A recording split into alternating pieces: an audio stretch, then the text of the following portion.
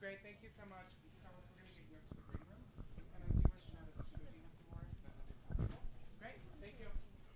Great, let's get a shot of the three of you. Yes. Great. Yes. I have.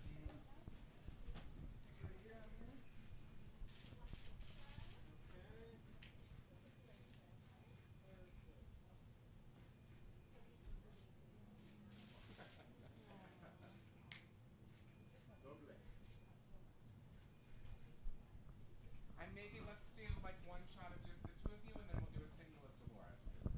Great. One shot of the two of you? Yeah, the two brothers. Great.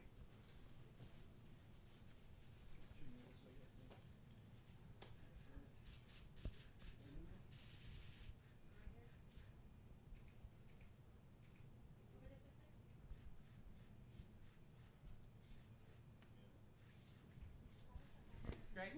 And now let's do one shot of Peter with Dolores. You want to jump back in there? And then we'll do a single of Dolores. 4 years of film and Dolores.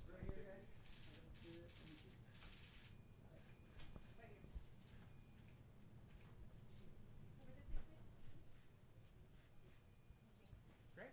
Let's get some interviews done. Great. Before. We were back there in the 60s and 70s. We have a lot of the same issues that were going on there. And we came out of that. We came out stronger. And I think that that's a message that we want to get out there to people to say, look, don't give up. We've got to recommit. We've got to reactivate more than ever before because we want to Great. We're going to bring them right back. We're going to have them start at the top here. Great. I'm going to bring the two of you right up here. Thank you so much, Great. Dolores. I appreciate your time. Hello, welcome. Can I give you a hug? Oh, yes, This together. I'm Monica with Indie Entertainment Magazine. Monica, how are you? Yes, very good. And I'm from the Central Valley. Oh, And I good. work What for part? What part? Madera, California. Madera. Yes. So Wonderful. Now tell us about your film.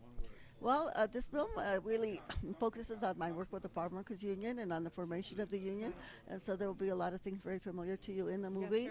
very much But I think the biggest thing is that it shows how the poorest of the poor, the farm workers, the most discriminated, the most oppressed people, could rise up and take power. And this is what we're hoping that the film will give this message to people out there: that don't despair. Right. We have to recommit. We have to organize. We have to, get together, and we have to take power. Dolores, did you work the fields? Pardon me? Did you work in the fields? Actually, I grew up a very nice, comfortable middle-class life. My mother was a businesswoman. I was able to work in the fields, though, with my second husband. Went out there and picked tomatoes, picked cherries, And whereabouts in California did you do that?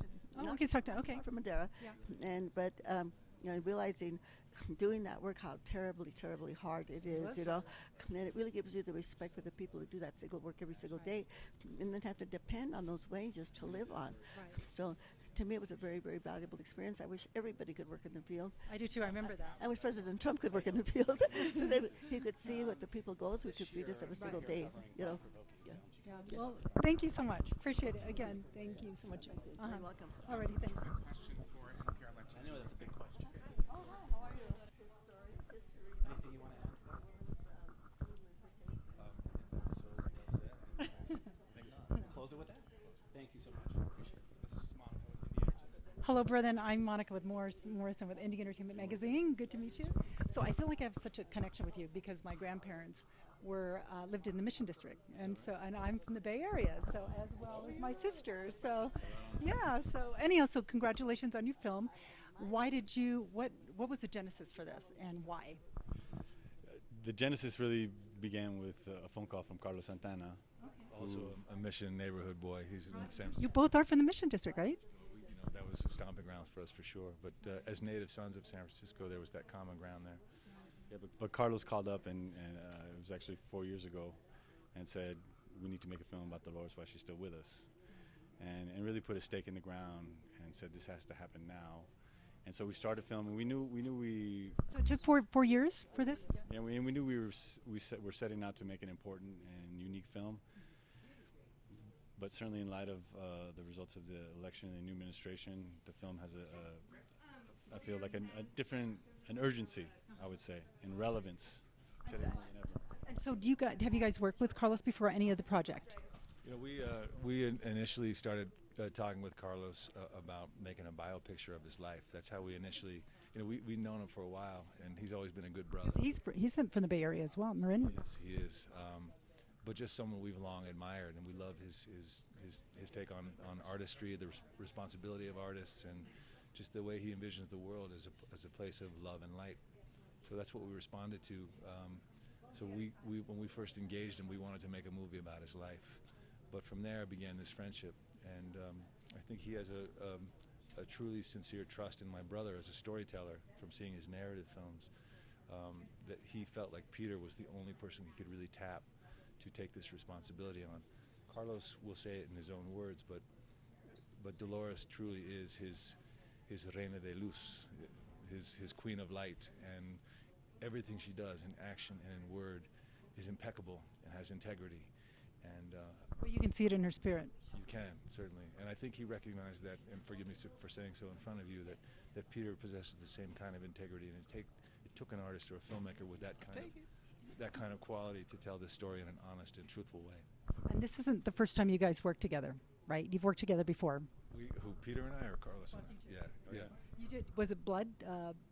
No. Peter and I started working together back in '96. No, I'm going further back. We used to walk around the neighborhood asking neighbors if we'd pull their weeds for Shining shoes or something. 50 cents an My hour. brother did the same thing. And that's where it all started. We had a little side business as 10-year-old landscapers, but no. But we've been here at Sundance on 2 other occasions with his first film, which was called Follow Me Home back in 1993, and then we returned in 2008.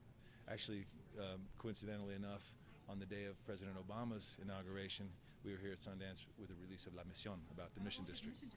Yeah, so this is our 3rd time. And you know who I